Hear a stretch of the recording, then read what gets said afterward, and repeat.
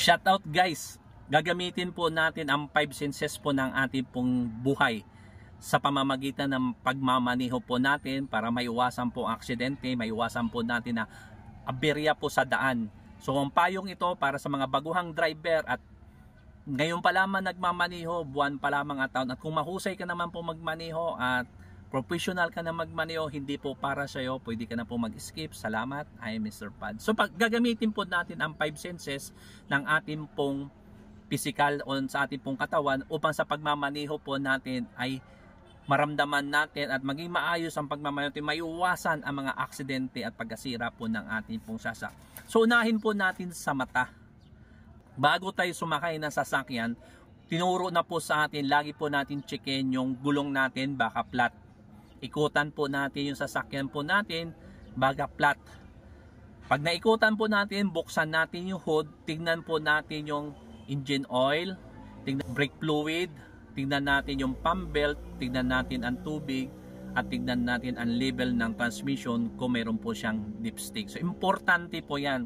So pag umupo na po tayo, kailangan po natin nakita ang quality ng ating sasakyan. Siyempre hazards, tignan po natin yung mga ilaw po natin kung lahat po yung gumagana.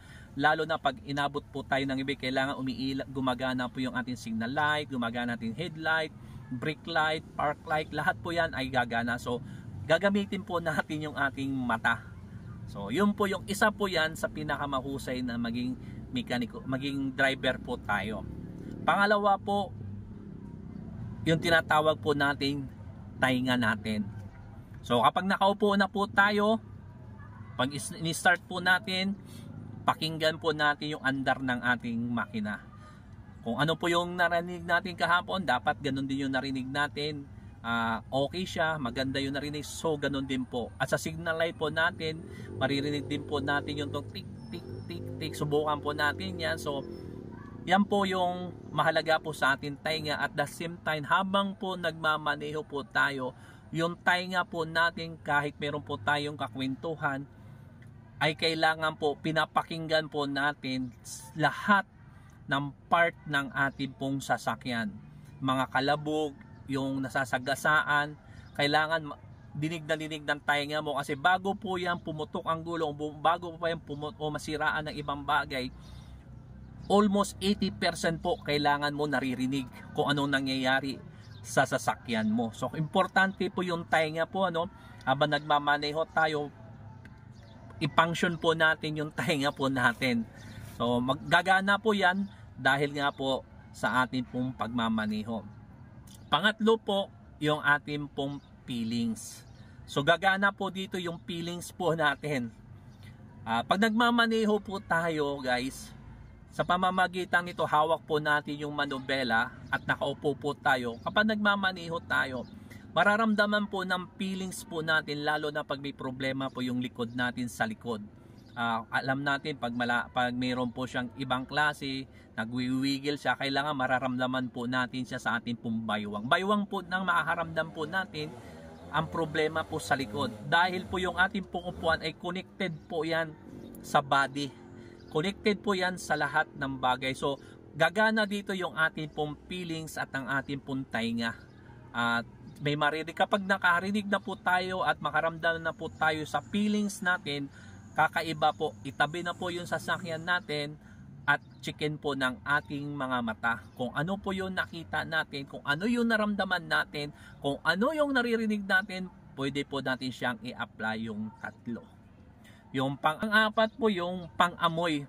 Habang nagmamaneho po tayo, para makasave po tayo sa mga aksidente, bahagi din po yung pang-amoy po. Habang nagmamaneho po tayo, importante po kung ano po yung naamoy po natin sa loob. Kung may naamoy po tayo ng parang nasusunog, so kailangan natin siyang itabi. Baka brake pad po natin ay nasusunog, wala na.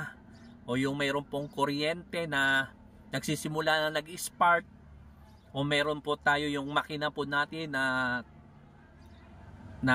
nabutas yung mga hose po natin. Siyempre maamoy mo yan bago po bumigay ang engine. So kinakailangan po natin, gagana po yung ating pong pang-amoy. Gagana yung mata mo, di ba? Gagana yung pandinig mo, feelings, at pang-amoy. So importante po yung pang-amoy bilang isa pong driver. Mahalaga po yung pang-amoy po sa atin pong buhay habang tayo nagmamaneho, kasi diyan po yung gagana lahat ang function. So mayroon po tayong panlima, yung panlasa. Diba? Sabi natin, paano naman yung panlima? Isasama mo ba yan? Kailangan po natin yung panlima. Pero yung panlima po, hindi gaano siya importante habang tayo nagmamaneho, o yung panlasa ay bihira lang. Mayroon pong iba, mga mekaniko po, nakakaranas ito, pero hindi po siya 100%. Maliit lamang po siya na porsyento. Kasi minsan po may mga driver po na kapag tumatakbo, anuman po, kapag may nakita silang patak, hindi sila sigurado at nilalasahan. So, diyan, sa pamamagitan po diyan ng iba, nalalasahan kung ano po yung uri po, yung paring brake fluid, gasolina, langis, transmission fluid, o ano pa man.